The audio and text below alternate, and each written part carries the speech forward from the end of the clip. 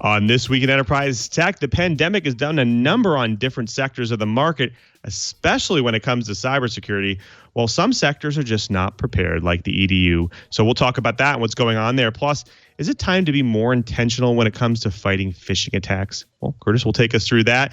Plus, do you want to move to serverless technology? Well, there aren't many turnkey solutions out there to help you. We have a great guest, CEO of Stackery, Tim Zonca. He's going to take us through some solutions on how to make it easy for your organizations to move to serverless. TWiT on the set. This Week in Enterprise Tech is brought to you from LastPass Studios. Stay in control when it comes to your company's access points and authentication. LastPass makes security simple for your remote workforce. Check out lastpass.com/twit to learn more. Podcasts you love. From people you trust. This is TWiT. This is TWiT, This Week in Enterprise Tech, episode 401, recorded July 10th, 2020. Just clouding around with serverless. This episode of This Week in Enterprise Tech is brought to you by ExpressVPN. ExpressVPN is an app that reroutes your internet connection to their servers so your ISP can't see the sites you visit. For 3 extra months free with a 1-year package, go to expressvpn.com/enterprise. And by IT Pro TV. Get the most up-to-date IT professional training with IT Pro TV. Visit itpro.tv/enterprise for an additional 30% off all consumer subscriptions for the lifetime of your active subscription. Use code ENTERPRISE30 at checkout. And by Barracuda. Did you know that 91% of all cyber attacks start with an email? To uncover the threats hiding in your Office 365 account, get a secure and free email threat scan at barracuda.com/enterprise.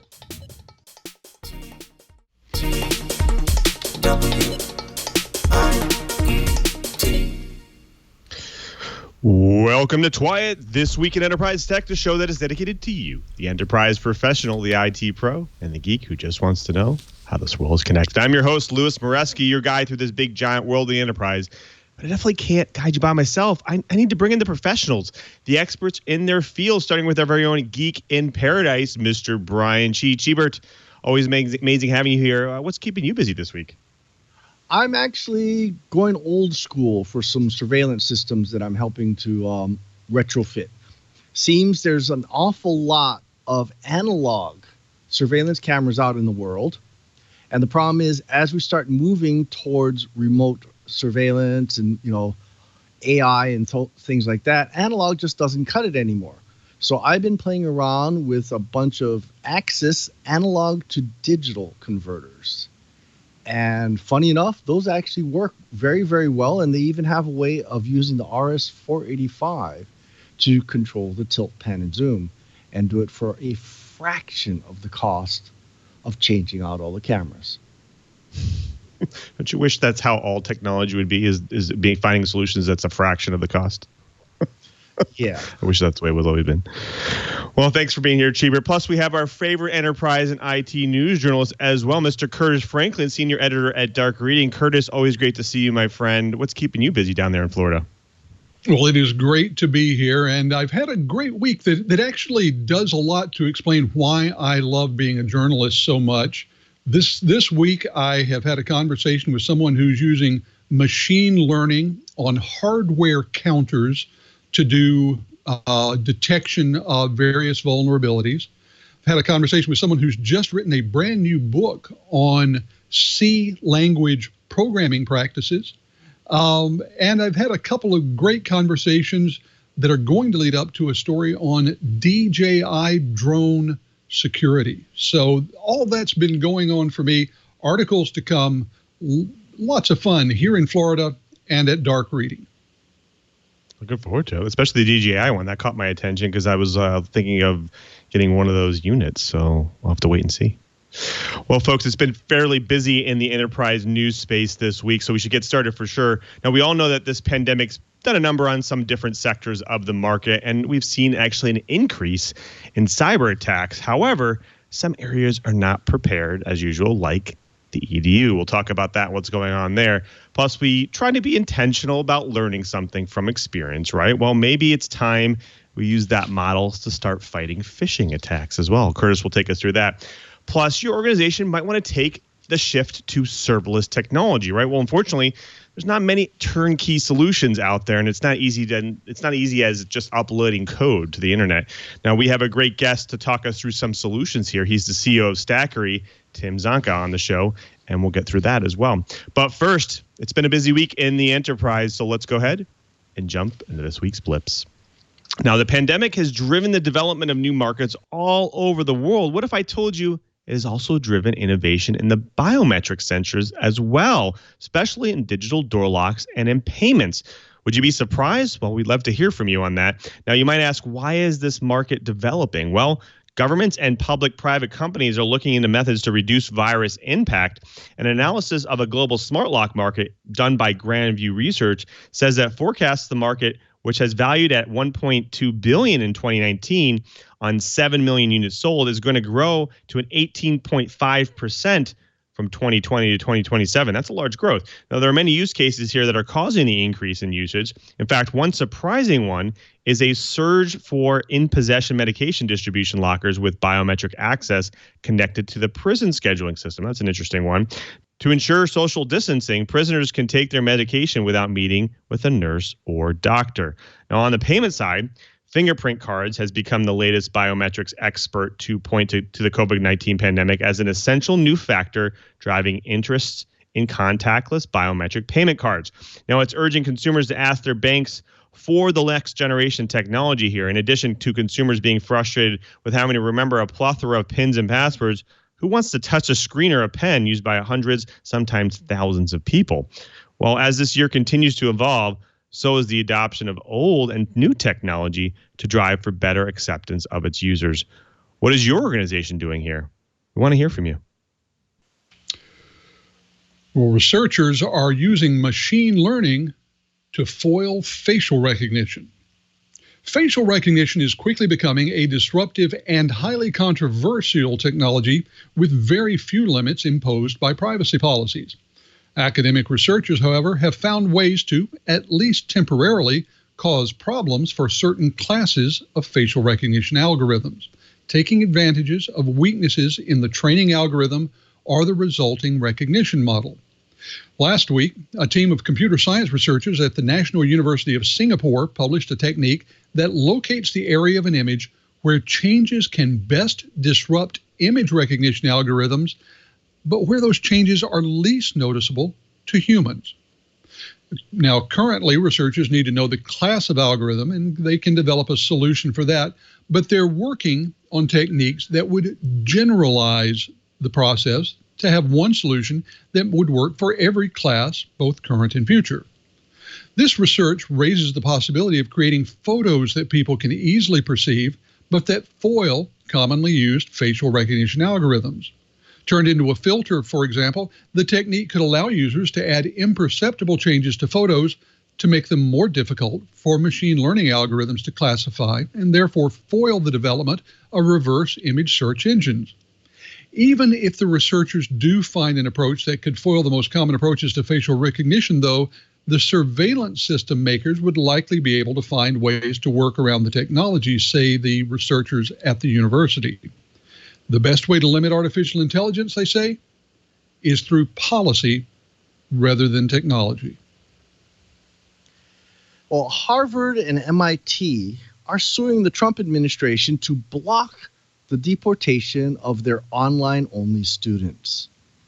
Harvard University and the Massachusetts Institute of Technology today sued the Trump administration to block an action that forces foreign students with non-immigrant visas to leave the United States or transfer to different schools that offer in-person classes. The school's complaint, filed in the U.S. District Court for the District of Massachusetts, asked for a temporary restraining order and permanent injunction preventing the administration from enforcing the new policy issued by U.S. Immigration and Customs Enforcement. In the complaint, Harvard and MIT said, quote, "By all appearances, ICE's decision reflects an effort by the federal government to force universities to reopen in-person classes, which would require housing students in densely packed residence halls.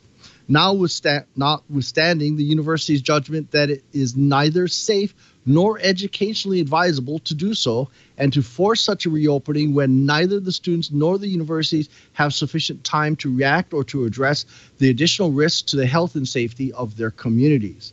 The effect, and perhaps even the goal, is to create as much chaos for universities and international students as possible, unquote.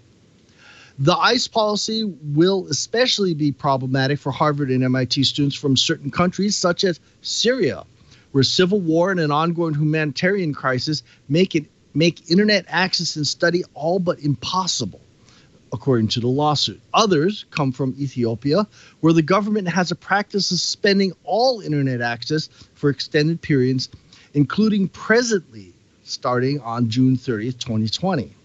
The policy also bars F1 students who are currently outside the U.S. from entering or re-entering the United States. The bottom line is that this isn't just academics protecting their bottom line, but institutions protecting the students from losing all access to higher education because of conflict or policies in their home country. Now, we all know organizations have moved to a more significant online presence, especially with an increased remote workforce. Now, online video has gotten pretty good over the last few years. However, what it could tell you is it will soon even get better. So stay tuned. Well, believe it or not, a German research institute recently announced a new video standard that halves the bit rate required for streaming. That's right, halves it. Now, allowing higher quality images on lower power devices and opening the door to a wider adoption of super high definition 8K content. Now, Fraunhofer Heinrich Hertz Institute, I'm not going to say that too many times, said the new codec, VVC, or versatile video coding, will not compromise video quality. So it's lossless here. Now, with ever-increasing demands on bandwidth for social media streaming, video conferencing, 4K content, and 360-degree panoramic videos, and especially during the heightened web usage spurred by global quarantines, VVC comes at a very convenient time. Now, let's put this into perspective for you. To obtain 8K quality streaming, current users would require internet connections of at least 85 megabits per second, which exceeds the capabilities of the capacities of many home internet. Now, but only half that rate would be necessary with VVC, only half. Now, this makes a new standard look actually pretty promising for mobile devices. Now, for instance, the previous standard, the H.265 or HEVC, requires 10 gigabytes of data to transmit a 90-minute UHD video. With this new technology, VVC, only 5 gigabytes of data are needed to achieve the same quality. Now, the previous standard had a pretty good run, 7 years, right? And at its original release, it had 2 times the increase in efficiency over its predecessor. So obviously, it's only in good time that we have even more efficient standards here. Now, unfortunately, due to the complex royalty system surrounding that particular standard, it was marked by legal disputes, and it was actually hard to adopt. But VVC was designed in collaboration with Apple, Ericsson, Intel, Huawei, Microsoft, Qualcomm, and Sony, and it has set to be adopted by the Media Coding Industry Forum, comprising of 34 major companies. Now, by broad development, collaboration should also mean avoidance of some of those royalty issues posed by the original standard, the previous standard. Now, you might be saying, what's the catch here? There's got to be something, right? Well, there's always a catch with codecs and formats. Well, in this case, it's the challenge or that barrier of entry to get started with VVC. It's kind of high. Unfortunately, VVC demands greater processing power. Its decoding process is up to 10 times more complicated than HEVC. Now, the encoding process, too, is lengthy. In fact, the VVC research team that tested VVC found it took 6.5 times longer to encode VVC content than under the current standard. That means that new silicon might be required to encode and decode the content efficiently and smoothly. Now, this means the current devices might not be enough to bring this standard to the forefront. Plus, we must not forget there's already a competitor to VVC out there that's actually an alternate standard. Now, AV1 is an open source standard code, and its code is open source. Now, although it's not as powerful as VVC, but it is actually still a 30% more efficient than the current HEVC standard. Plus, AV1 has been adopted by several major media players, including YouTube and Netflix. Now, if nothing else has come out of the global tech market this last quarter, it has been researching and developing new standards to better the remote and isolated public. Look out for new and better video standards to a device near you. Well, a new study has found 15 billion stolen or exposed credentials in criminal markets. Cyber criminals looking to hijack online accounts belonging to consumers and organizations have an almost unlimited supply of stolen and exposed credentials they can use to try and facilitate the takeover. New research by Digital Shadows uncovered a stunning 15 billion credentials circulating on the dark web and in underground marketplaces.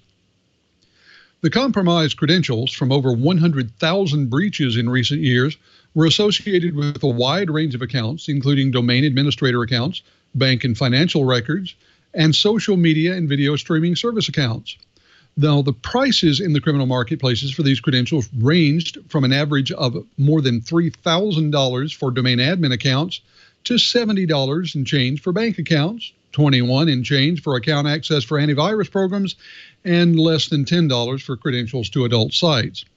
Usernames and passwords for video game accounts and file sharing sites, well, those were available for less than $2 a pop. Now, organizations can take multiple measures to mitigate their exposure to account takeover attacks.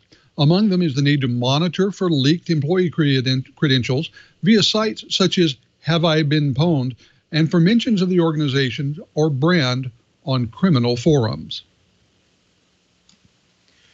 Hong Kong is downloading Signal as residents fear crackdowns. The secure chat app Signal has become the most downloaded app in Hong Kong on both Apple's and Google's app stores, according to a Bloomberg report citing data from App Annie. The surging interest in encrypted messaging comes days after the Chinese government in Beijing passed a new national security law that reduced Hong Kong's autonomy and could undermine its traditionally strong protections for civil liberties. The 1997 handover of Hong Kong from the United Kingdom to China came with a promise that China would respect Hong Kong's autonomy for 50 years following the handover. Under the terms of that deal, Hong Kong residents should have continued to enjoy greater freedom than people on the mainland until the year 2047, but recently the mainland government has appeared to renege on that deal. Civil liberties advocates see the national security law approved last week as a major blow to freedom in Hong Kong. The New York Times reports that the four major offenses in the law, separatism, subversion, terrorism, and collusion with foreign countries, are ambiguously worded and give the authorities extensive power to target activists who criticize the party, activists say. Until now, Hong Kongers face trial in the city's separate independent judiciary. The new law opens the door for dissidents to be tried in mainland courts with less respect for civil liberties or due process. This has driven heightened interest among Hong Kongers in secure communications technology. Signal offers end-to-end encryption and is viewed by security experts as the gold standard for secure mobile messaging, and it was endorsed by the NSA whistleblower Ed Snowden. Well, this is just an example of free speech being protected by technology, very similar to the use of fax machines during the Tiananmen Square protests of yesteryear. Now, organizations are always looking to geolocate their assets to ensure better compliance, data sovereignty, and even performance in their online services and applications. However, this year has been nothing short of strange and odd for businesses and their decision-making in this space. Now, according to the recent news, Google has abandoned plans to offer a significant expansion of new cloud services in China and other politically sensitive countries. Now, this looks to be primarily due to concerns over geopolitical tensions and the pandemic, according to some employees who are familiar with the matter. This has definitely been revealed as challenges for U.S. tech giants to secure business in those markets. Now, in May, the search giant shut down the initiative known as Isolated Regions, which actually sought out to address nations' desires to control data within their borders. Now, the action was considered a massive strategy shift, according to one of their employees, who said Isolated Region had involved hundreds of workers scattered around the world. Now, Google is pouring money into cloud computing, part of the broader effort to find new growth sources beyond searching advertising. Now, Google Cloud generated $8.9 billion in revenue in 2019, a 53% increase over the previous year. Now, as it has pushed into sectors such as finance and government that require special security clearance and features that shield confidential data. Now, rivals like Microsoft and Amazon already offer these capabilities via their cloud units. Now, Google's recent decision to nix the isolated region project has made it partly because of global political divisions, which were exacerbated by the COVID-19 pandemic, according to the two employees who requested to name anonymous here. Now, Google's official stance here is that the canceling of isolated region was because of, quote, the other approaches that they were actively pursuing, which offer better outcomes. Now, this plan to bring services to these markets started 2 years ago, so it seems less likely that the project stopped due to, quote, other approaches. Now, Google's competitors in this space, such as Amazon Web Services and Azure, have dominated the market in recent years. Now, cloud regions let companies offer the horsepower and security of the multiple data centers in that region. Now, Microsoft has more than 60 cloud regions globally, more than double AWS and Google. Now, Google spokeswoman said that the company defines regions differently than the other companies. Hopefully, this is not a message that Google has given up on its global service presence and commitment to growing its global cloud offerings. We'll have to see. Well, folks, that does it for the blips. Next up, the bites. But before we get to the bites, we have to thank a really great sponsor of This Week in Enterprise Tech, and that's ExpressVPN. Now, when I travel for business, I need a way to ensure that my data is safe, no matter what internet connection I'm using, no matter which one.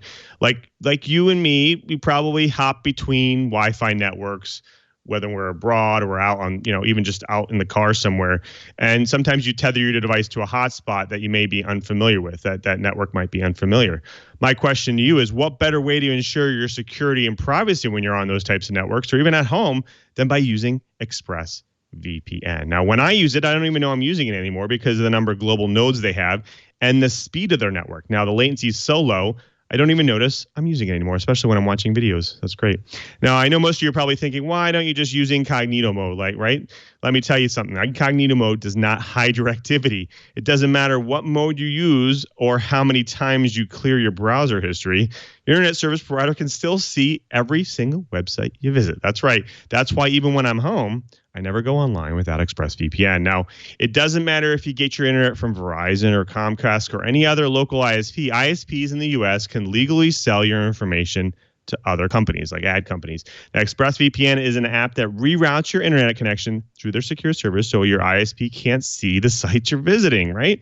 Now, ExpressVPN also keeps all of your information secure by encrypting 100% of your data with the most powerful encryption available. Now, most of the time, I don't even realize that ExpressVPN is on. It runs so seamlessly in the background. It's super easy to use, super easy to install, super easy to get up and running. All you have to do is tap one button and you're protected. Now, ExpressVPN is available on all your devices, your computers, even your smart TV. So there's no excuse for you to not be using it anymore. That's right. Protect your online activity today with the VPN rated #1 by CNET and Wired. Visit my exclusive link, expressvpn.com/enterprise, and you can get an extra 3 months free on a 1-year package. That's expressvpn.com/enterprise. expressvpn.com/enterprise to learn more. And we thank ExpressVPN for their support of This Week in Enterprise Tech. Well, folks, it's now time for the bites. Now, this first one is going to hit close to home, especially to one of our co-hosts here. Now, the education sector has always found it challenging to maintain the security of its services and systems. And it's a challenge for organizations that sometimes spend millions of dollars a year, let alone government funding technology. Now, let's face it, things are not always well funded for schools, right? Well, then steps in COVID-19 and throws another wrench into the wheel. Now, school districts in the United States already had significant cybersecurity shortcomings. They often lack dedicated funding and skilled personnel to continuously vet and improve cybersecurity defenses. Now, as a result, many schools make basic system setup errors or leave old vulnerabilities unpatched. Now, it's like them propping a back door open so hackers can get in. We don't want that to happen. Now, schools and students also face potential exposure from third-party education technology firms that actually fail to secure their data in their platforms adequately. Now, the pandemic amplified these risks. School districts around the country transitioned to distance learning in the spring. They kind of were thrown into it. And suddenly, millions of teachers and students relied on video chat software, lesson portals, digital messaging boards, and other online tools. And if these systems are set up without proper authentication controls, they can become vectors for attack. Now, tools to access to school networks remotely can also be a problem here, including VPNs, remote desktop protocols, can be abused by attackers to gain unauthorized access to sensitive systems. Now, last week, in fact, the Federal Bureau of Investigation issued a security alert about the threat of ransomware to schools amidst the COVID-19 crisis. Listen to this number. In the past 30 days, more than 4.7 million malware incidents were detected in the education industry broadly worldwide. Now, that is actually according to Microsoft's Global Threat Activity Tracker. Now, this is more than 60% of all the corporate and institutional malware incidents reported during that time, 60% of them. Now, the next most effective sector is what Microsoft calls business and professional services, with fewer than 1 million incidents. Now, many schools are ill-equipped here to securely migrate to a completely digital learning experience. So it comes as absolutely no surprise that these vulnerabilities are so visible to everybody. Now, I want to go to my co-host here. Chee, I want to go to you first because you have some deep experience in the education sector. And I want to kind of hand you a soapbox here for this bite and ask, is this your experience? Oh, yeah, definitely. Here's my soapbox. Schools are really, really bad because on technology adoption, because they're straitjacketed in policy, and these policies are being made by people that don't understand the rapidly changing technology business that we are in. So here's what happened to me personally. I was actually running a group within the University of Hawaii where we'd take discarded computers from the university and from the private sector. We would refurbish them and build labs and teach the PT. Literally, we actually taught the PTA how to drop fiber in the ground so we could put a backbone in. And for one particular middle school, we managed to save them at least $100,000. Then came policy. The higher up said, no, we can't afford that. That's too much liability. Things like ditch witches and so forth are way too dangerous for the PTA to be running, even though they're being run by people that do this every day for a living, and shut us down. This was after building a lot of labs for different schools. And the sad part is this is not just in IT. I've had several PTAs tell me about how a professional plumbing company, bonded and everything, the father of one of these girls in an elementary school volunteered to go and add a sink to help the elementary school teacher be able to do art lessons. But the school board said not only no, but heck no, and proceeded to go out to bid for a sink that cost an insane amount of money to be put in. This is what needs to be solved. Schools would probably get a lot more help if the school boards would work with the lawyers and try to deal with some of this liability issue. It's not that these people aren't bonded. It's not that these people aren't trustworthy. It's that the school boards are unwilling to work with the private sector to leverage what little budget money they have. You know, the people are going to Chromebooks because they don't have the IT specialists, and Google has created Chrome as tailor-made for education, but they lose out on a lot of capabilities because Windows is perfectly capable of doing the same thing. So are Macintoshes. But anyway, I soapbox. It's time to let the other people have a word in sideways, but I really and truly think the answer to this isn't just technology, it's policy and the lack of it. The good points there. I think, Curtis, I want to throw this to you because, in the enterprise space, obviously a lot of organizations are handling a lot of this right now, a lot of services, and they have a lot of expertise there. Is there anything that the enterprise can do to help the EDU space here? Well, I think there are some lessons, and some of them have begun to be learned by the educational space. For example, there are many ways in which moving things to the cloud can help because it frees up other resources to go ahead and look at these donated services. The big thing, though, is the fact that it has become so very difficult to have someone volunteer. And now, let me say that the last time I was doing a lot of this was somewhere close to 15 years ago, when my son was in high school. I was involved in the music program at his school. I was involved in the theater program. I'm a pianist and organist. I do accompanying of singers and productions. I also consulted on the technology advisory committees for the schools.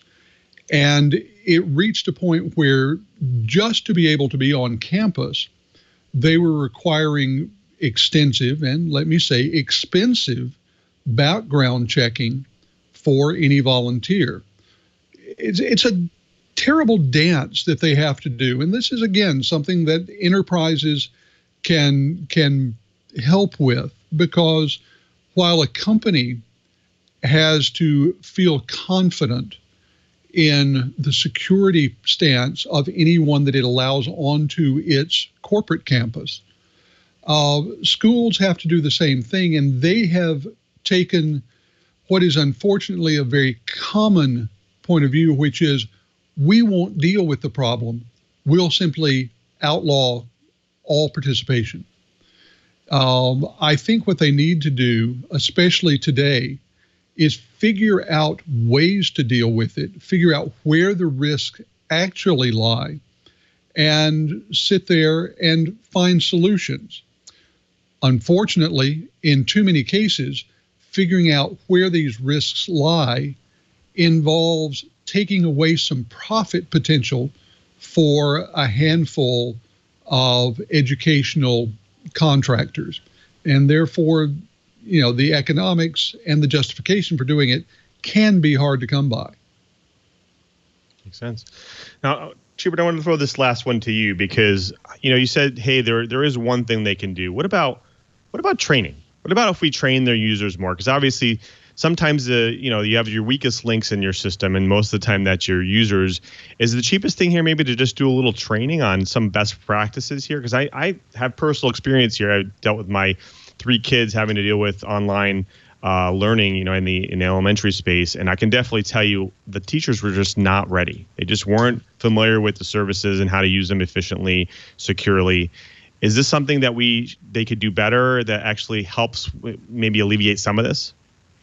I think actually the answer needs to come from the teachers' unions.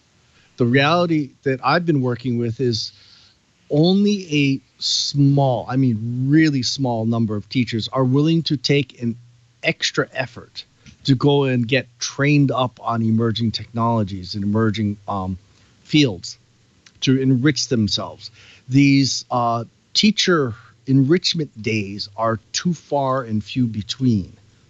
So one of the things that I challenge teachers to do is what you can work with the private sector. You have to be willing to use some of your enrichment days or enrichment hours that the unions do allow you to do and work with them. I know a lot of the private sector that would love to be able to help out, would love to do classes for you. But you got to keep in mind, these poor people have to make money too. And if you're going to demand that the private sector goes and does things during prime time, when they're supposed to be on a 9-to-5 job, you're not going to have as many takers. But if you're willing to meet them halfway, do things like Saturdays or early evenings, or maybe a potluck or brown bag dinner.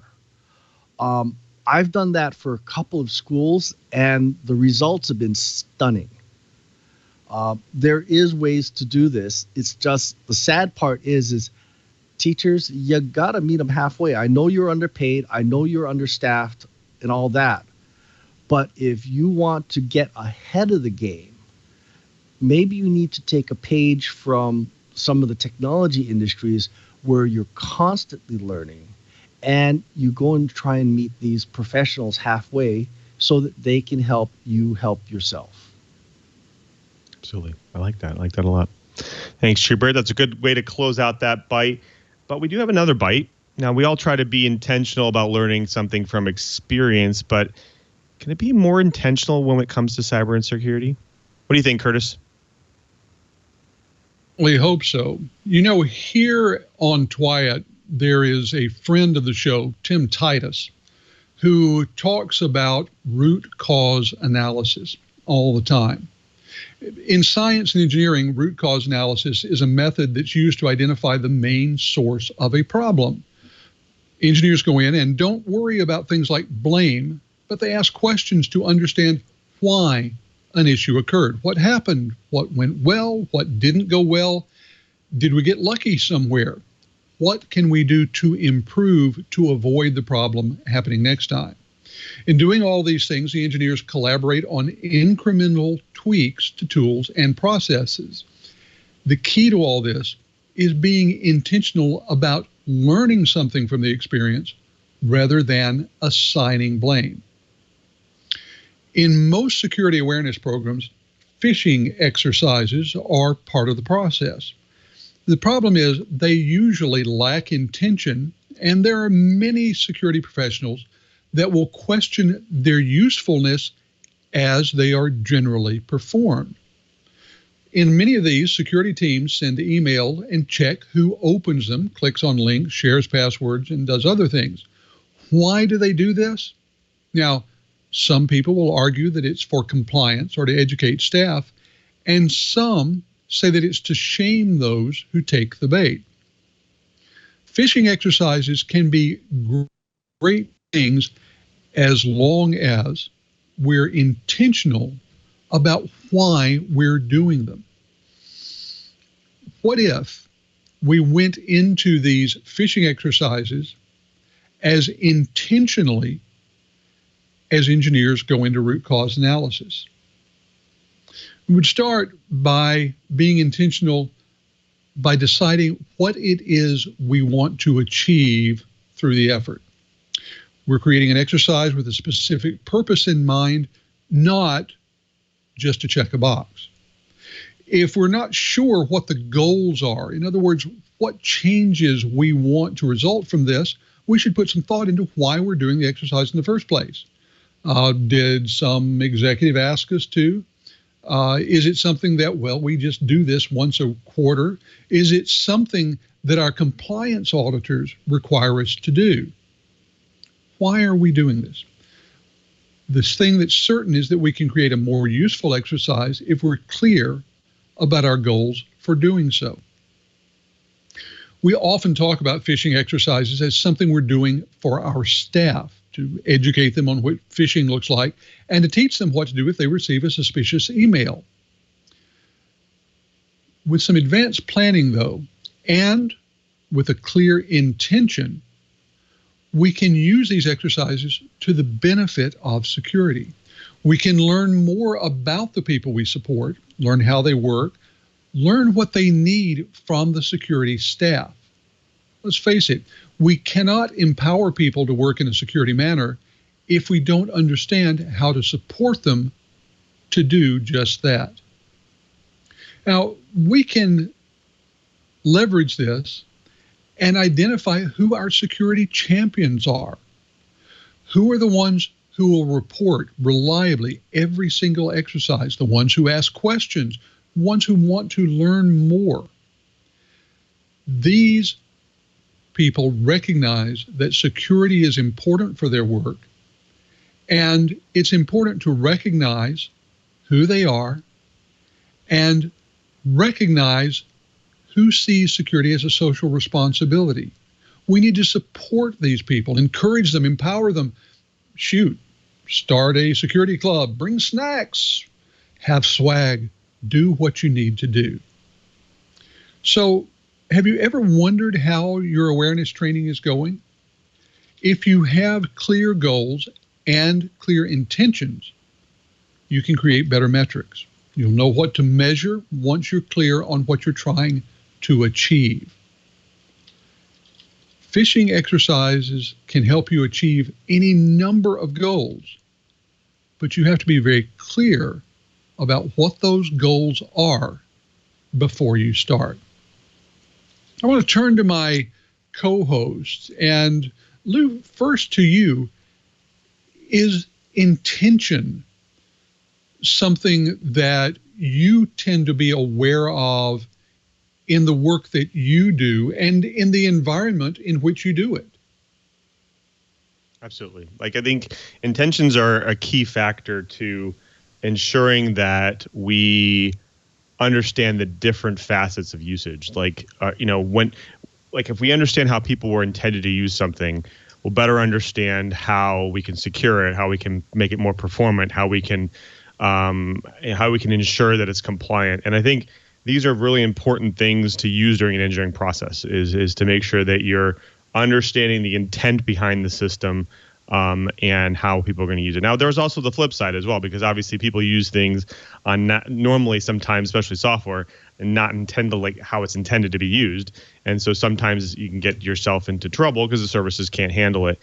So I guess there's also that, goes on the other flip side of things, is ensuring that we also threat model and ensure that there's not a lot of attack vectors and people can't necessarily use or expand the services system beyond its intent.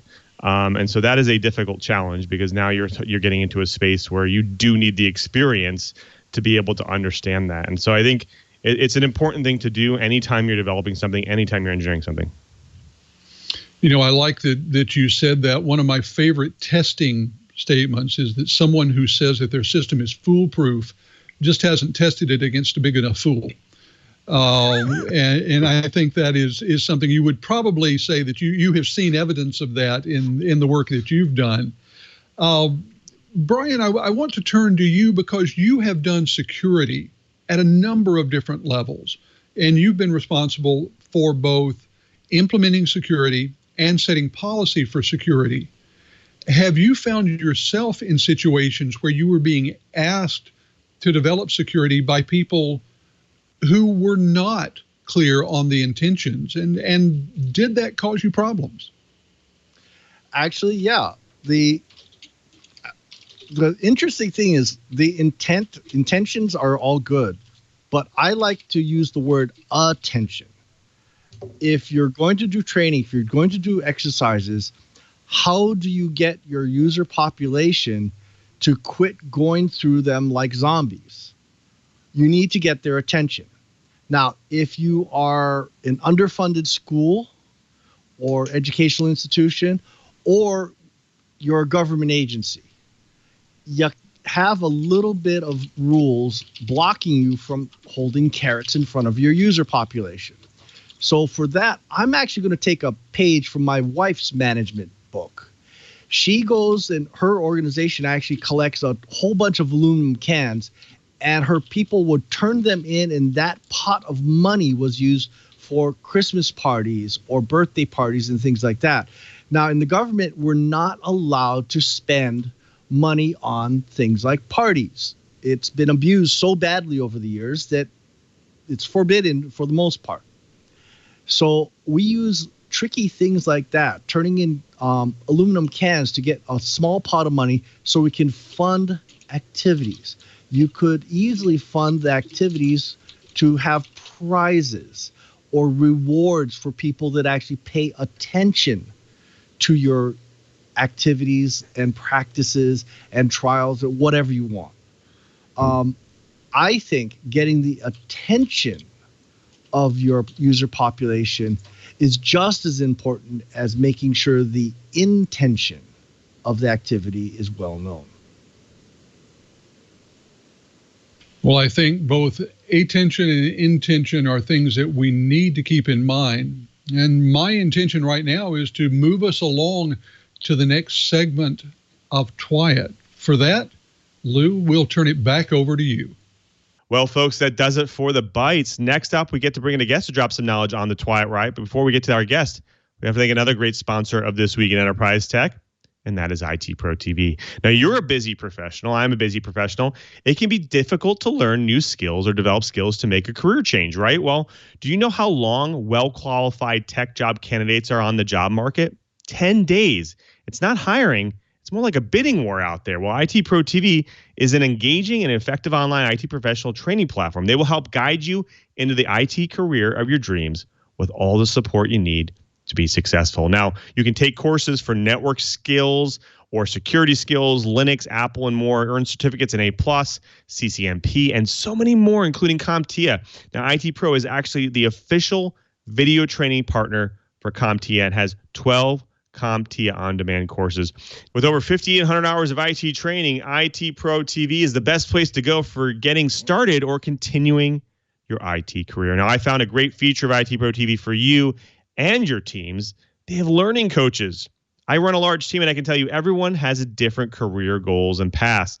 Let IT Pro TV help you map your IT team's needs and goals to the IT Pro TV course library. Engage and grow the skill base of your team members through a corporate premium membership. Now, sign up for a premium membership and let experts guide you with setting goals and implementing IT training program to help you reach them. Now, go to IT Pro TV and start to explore different career paths, job resources, virtual labs, and practice tests so you can see yourself and the amazing opportunities you have to learn from the best professionals in the industry. Want to learn more? Go to IT Pro TV and catch their podcast, Tech Nano with Don Pezzett. He's featuring industry guests and IT news recaps. And in July is IT Pro TV's CompTIA month. They have CompTIA-themed webinars, a free CompTIA training weekend, CompTIA-themed game show, and CompTIA guests on their podcast, and more. Go to IT Pro TV and join a community of IT pros who are sharpening their skills the fun way. Go to itpro.tv/enterprise and use code enterprise30 to receive 30% off all consumer subscriptions. That's itpro.tv/enterprise and use code enterprise30 for an additional 30% off the lifetime of your active subscription. IT Pro TV, build or expand your IT career and enjoy the journey. And we thank IT Pro TV for their support of This Week in Enterprise Tech. Well, folks, that's now my favorite part of the show. We actually get to bring in a guest to drop some knowledge on the TWiT Riot. And today we have Tim Zonca. He's the CEO of Stackery. Welcome to the show, Tim. Thanks, Lou. Good to talk to you. Good to be on. Thank you for being here. Now, before we get into all the enterprise goodness our audience loves to hear is people's origin stories, can you maybe take us on a journey through tech and how'd you actually end up at Stackery? Yeah, I spent the whole first part of my career in tech doing solution architecture, kind of sales engineer work. And it gave me a great chance to really, I think, understand firsthand what matters most, which is how's it working for the IT teams that care about it and are implementing the software. So getting to work hand in hand with those folks as they selected and then implemented technology was, I think, a fantastic way to get started. Since then, I moved into kind of product marketing and have really spent the last couple decades focused on enterprise IT, and in particular, IT organizations that are looking to just build and ship better software. And most recently spent some time at Puppet, where I ran marketing and the alliances there. And that gave me a good chance to work with some of the largest IT teams on the planet as they were transforming, moving to the cloud, maturing their DevOps practices. And what's really exciting about making the move to Stackery late last year is that every team that we work with, they are the cloud platform team or the cloud engineering team. And they are doing really innovative work. And no longer are these kind of the days of like shadow IT where, hey, there's some people over in the corner looking into this cloud thing. It's become just so entrenched in any of the IT organizations that we all work with, around the planet. But they're just doing such innovative work. And so it's just a blast to work with those sorts of teams day in and day out. So you kind of bring us into some good points here, because we're actually seeing a shift from the traditional on-prem to the cloud, obviously, and a lot of organizations are going to IaaS services. They're going to PaaS services. We see serverless being adopted, but not so much. It's because sometimes it's not as easy as just kind of uploading code and away you go. Can you maybe talk about what challenges people are having here and why we're not seeing as much adoption as quickly? Yeah, I think at least what I hear in your question is there's kind of the fantastic promise of serverless, which is, move fast, build new applications, get them up and running quickly, get them to your users quickly. They scale in a really elastic fashion. You're only paying for what you use. But I think what where we see some of the adoption having not been really matching, I think, that exciting promise is the way serverless teams work isn't necessarily set up to work just how traditional IT teams are set up.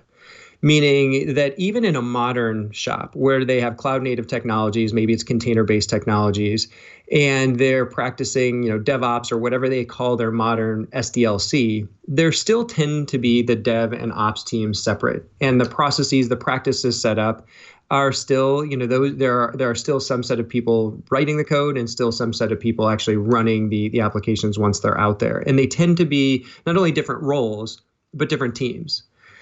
The serverless teams that we work with that are most successful, they still have these different roles, but they're on the same team. They're all engineers, but they have the group of engineers that focus more on the architecture. They have the group of engineers on that team that focus more on the actual development and writing of the code, and then the group of engineers that focus on the operations bit. So the roles may be different, but they are all one team, and those are what the most successful serverless teams are doing. And I think though the practices are the same, or at least similar insofar as the SDLC practices, it's that organizational shift that's different that I think is, it ultimately any sort of organizational change, it's hard. And those teams that have figured out that the value is there to go through that difficult change are the ones that are succeeding most with it. But it's surely something that will still take a while for the rest of the enterprises to pick up over time. A lot of organizations where they have some existing solutions out there, and they're complex because they have code that they write, and then they have CI and CD loops, and they have to upload it, and they have to make sure that their infrastructure is scaling, and all this stuff. And so, like you said, there's a great promise of serverless that kind of reduces some of that. But does it reduce all of it? Does it all go away? No, it doesn't. It doesn't all go away. I think the biggest bit that goes away that is so alluring and gives organizations that adopt it the most value is not having to worry about the underlying infrastructure. And that means I think it's really the costs associated with that. And the costs come in a few different flavors. It's the actual infrastructure. And then, regardless if it's, you're doing you're in your own private cloud, you're doing it in someone else's cloud. But then the costs associated with the team that you need to put in place just to manage that infrastructure. And it's a talented, those are sharp, talented folks that aren't inexpensive. And I think what serverless helps folks do is organizations will still spend, X amount of dollars on their development, both the tools that they need as well as the experts they need.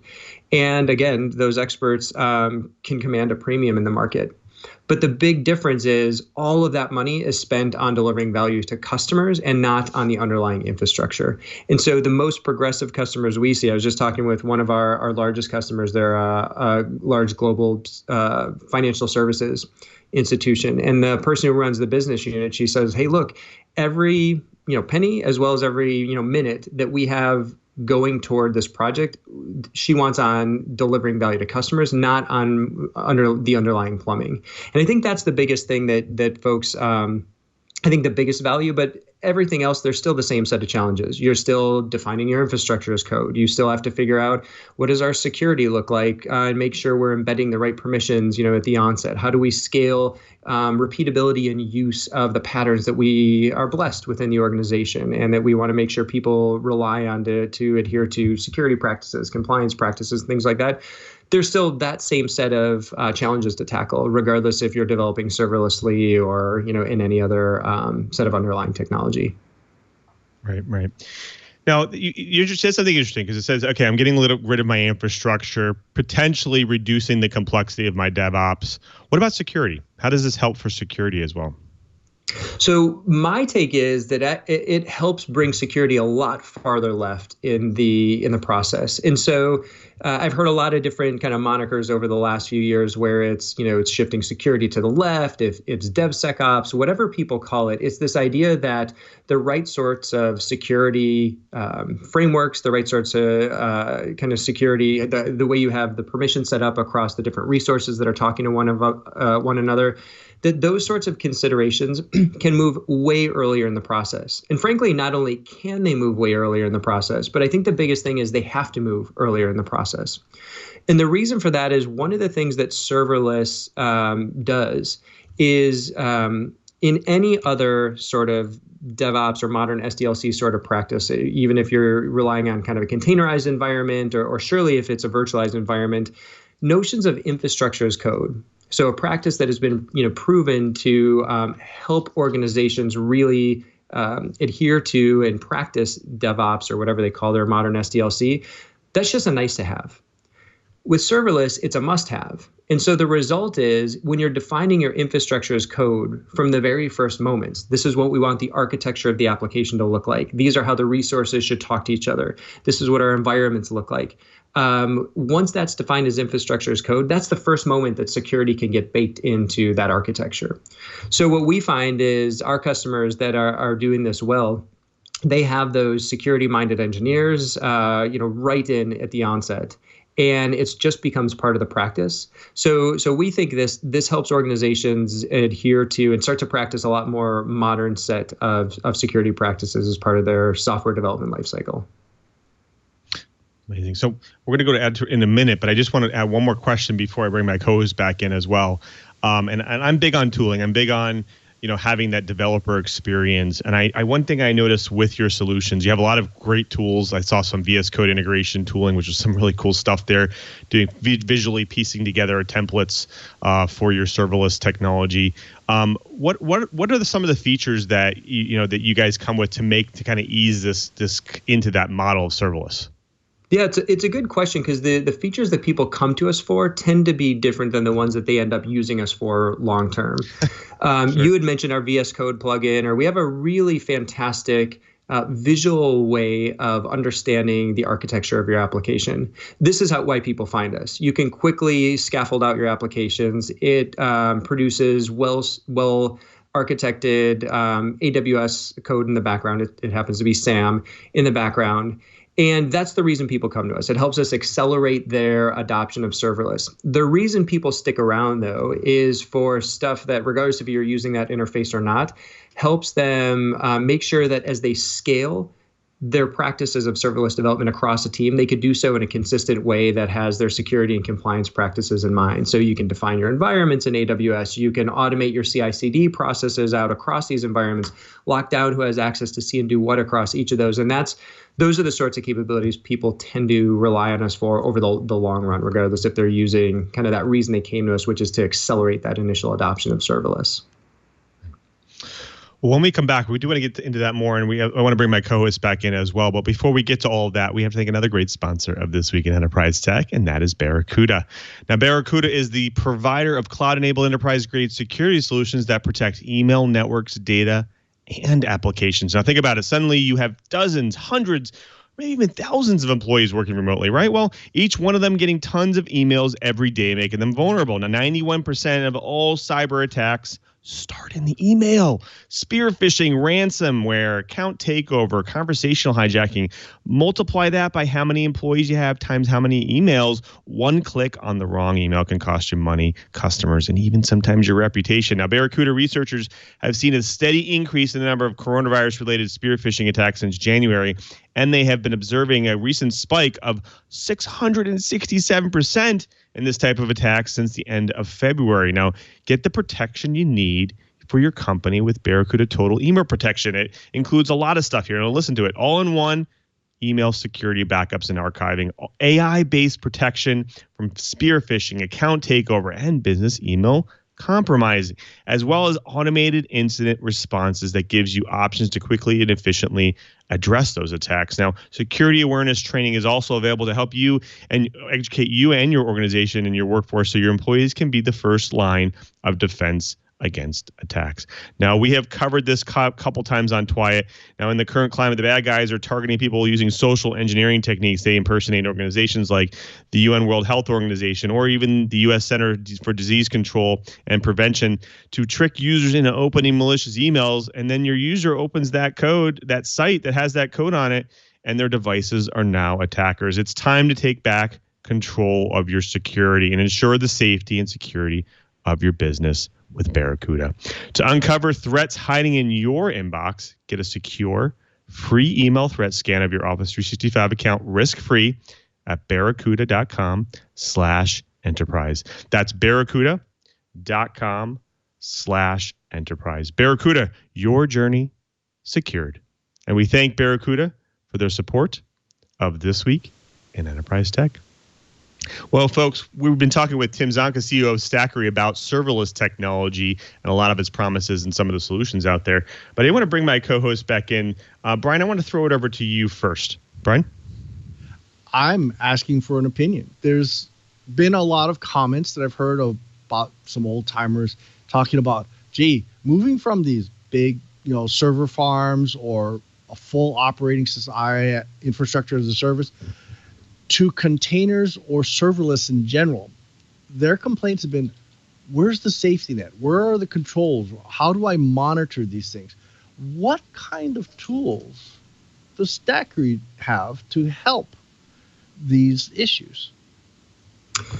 So Brian, I think it's a really good question, and I surely I carry a bias toward what I see with our customers. So I can't speak to what this looks like in a containerized world, but I can in a serverless world. And one of the main use cases that we see our customers look to us for are the scenario that you just described, which is kind of refactoring their traditional applications. And one of the reasons they come to us is we allow them to take a really pragmatic approach to taking a monolithic application and breaking it apart into constituent microservices. So I'll touch on that first, and then I'll talk a little bit about the piece that you asked about insofar as kind of just securing and what I interpret as like securing and governing those. On the first bit, the role that serverless plays there, and in particular Stackery plays there, is we have a lot of customers that have lifted and shifted a monolithic or traditionally built application to the cloud. And it gives them one of the few benefits of the cloud. It gives them the scale, or kind of the bursting, the ability to increase the load that their application can scale to. But it tends to cost at least the same, if not more. And then the other thing is, as a team, they're no faster in getting updates out to their customers because it's the same thing that they had. They're just simply moving into someone else's servers. Where they look to Stackery, then they also typically don't want to do a major rewrite of a revenue generating customer facing application.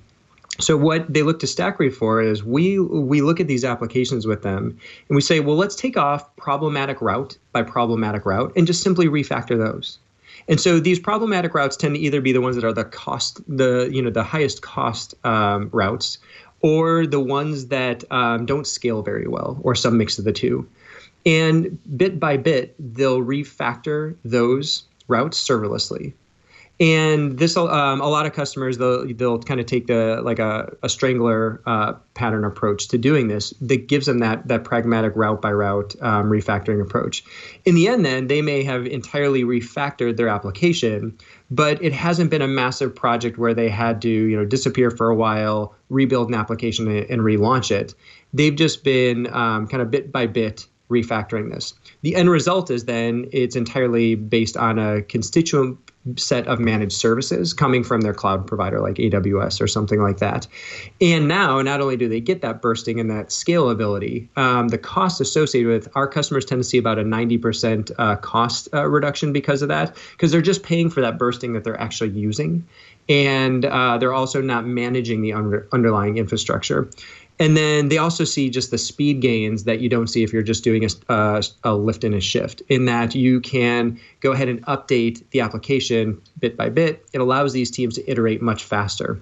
So it's kind of the first thing. The second thing, once you do that, your notion of, or kind of the question around, well, what does that mean from like a pragmatic or security or kind of a governance perspective?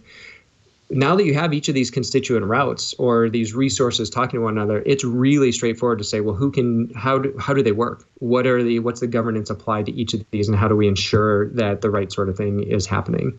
So I guess my opinion and our opinion is it's that move in particular that's a fantastic reason to consider serverless for taking those mission critical, revenue generating, customer facing apps, but refactoring them in a really pragmatic way so you get the best of the cloud, not someone else's servers, but you're not really getting the best of the cloud. Well, I was looking at your website, and I've got a couple of questions based on what you've said and what your website shows. And one of the things that I'm really interested in is looking at the use case for your services, your product. Do you find that you're seeing your services used primarily with centralized enterprise development teams, or are some of the business units taking over application development? You talk a lot about the way that you can concentrate on business logic rather than the programming logic. So are you seeing business units start to get involved using products like yours? We are. The example that I provided earlier, this large financial services organization, it was a business unit that drove the purchase and is driving the implementation of Stackery in their first set of SaaS apps that are being run through Stackery. That said, it's not. It's surely not over half. So it's a trend that we're starting to see. It's a trend that when we do see it, it's we've done it enough to know how to really work with those people so they understand, what does it take to kind of deploy and go through a procurement and then implementation process for their new set of applications that are done serverlessly. But I would say by and large, and I'm, just shooting from the hip here, but 75% of our customers, our implementations, they're still being done through central IT. And the thing that surprises me, though, is really how prolific serverless usage is within kind of these cloud teams within central IT. I thought when I first joined Stackery late last year, I expected to have many more conversations where people are saying, "Hey, our team's expanding into serverless. We're new to this. Like, what is this whole thing, and should we actually do it or not?" I don't have those conversations. The people that come to us, it's usually they say, "Hey, we've been doing serverless for a year or so now. We believe it's the way forward for these set of projects, but it's harder than we thought it would be." And so people said, we should check Stackery out.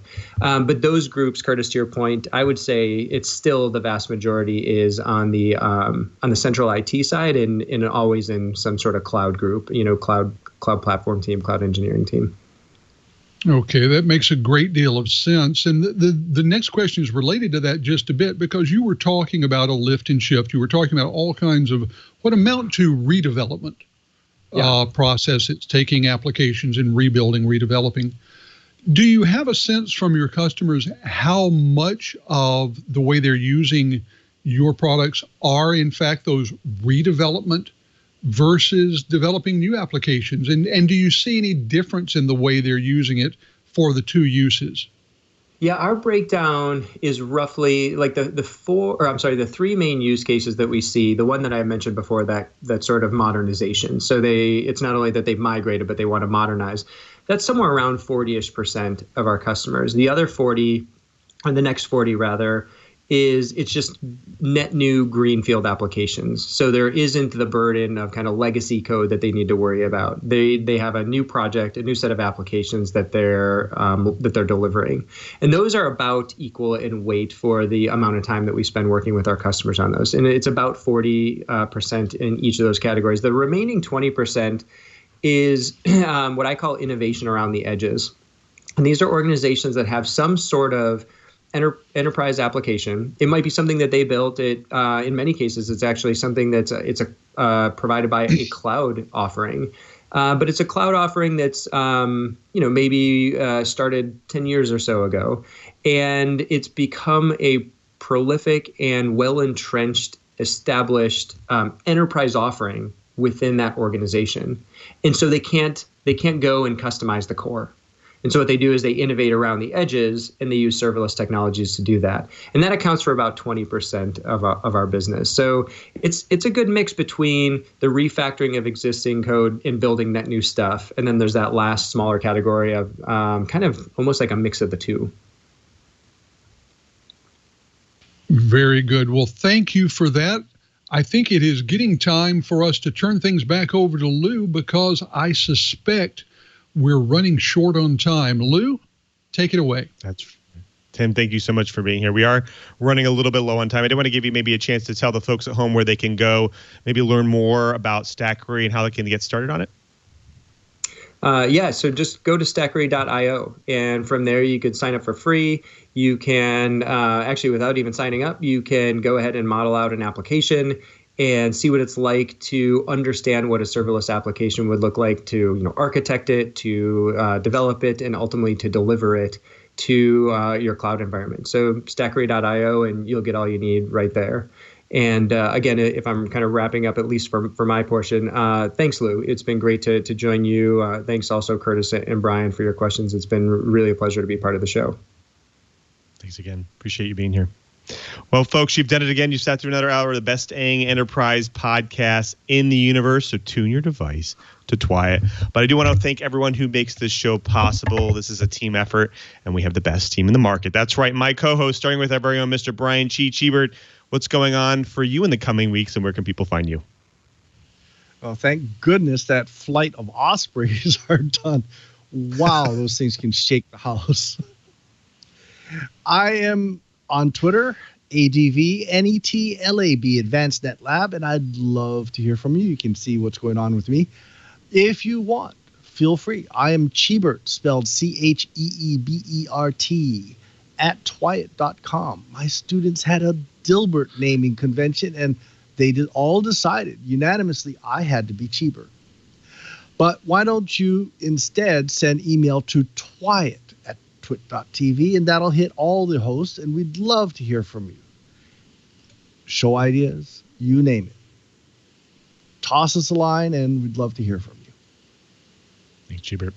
Well, we also have to thank our very own Mr. Curtis Franklin. He's the senior editor over there at Dark Reading. Curtis, what's going on for you in the coming week? Where can people find you and all of your work?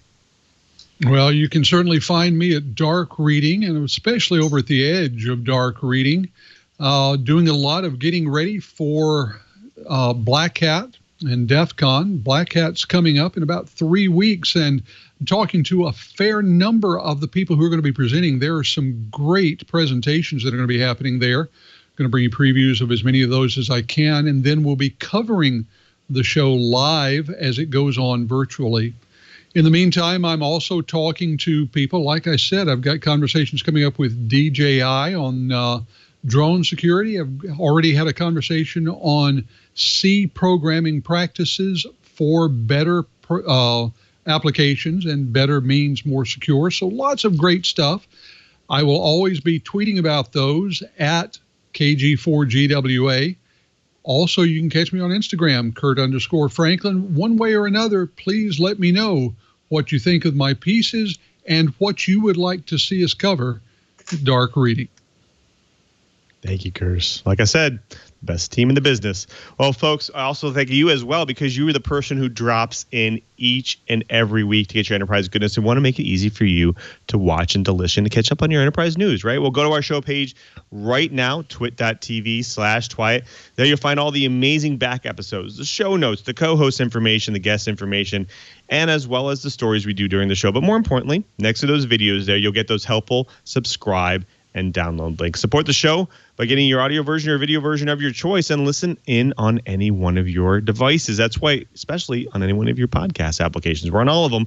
Now, it's the best way to stay on top of your enterprise and IT news, so go ahead and subscribe. Now, after you subscribe, you can impress your friends, your family members, your coworkers. Give the gift of TWiT, because you know what? Sharing TWiT will also bring them up on those IT news as well. Now, if you've already subscribed and you're available during the day, especially this time, Friday, 1:30 p.m. Pacific time, we do the show live. You can check it out at live.twit.tv. There we do the show, and you can see the behind the scenes. You can see how the pizza's made. Come see, enjoy the show, and see how we sometimes, have a lot of fun. Now, also, if you're going to watch the show live, come to the chat room is live. We have a really great chat room, a bunch of great characters, some great questions in there at irc.twit.tv. There we get some great content. We have some good discussions during the show, and we really love to have you in there if you can watch the show live. Now, if you can't be part of the live show and you can't watch the show live, we also have still obviously subscribe, and we have a great conversation and discussion over at our TWiT community as well, twit.community. Great website. We have the co-hosts out there. We have the guests. We have sometimes we have great discussions about technology. All the hosts on TWiT are out there. So definitely check that out, twit.community, and join the 24/7 discussion. Remember, you can always follow me at twitter.com/LeoMM. There I post all my enterprise tidbits. Plus, of course, I have great conversations with people like you. And, of course, I talk about what I do during my normal work week at Microsoft. And if you're interested in seeing some of that stuff, you go to developers.microsoft.com/office. There you'll see the latest and greatest ways to customize your Office solutions to make it more productive for you and your organization. I also want to thank everyone who makes this show possible, especially to Leo and Lisa. They continue to support us each and every week to do This Week in Enterprise Tech.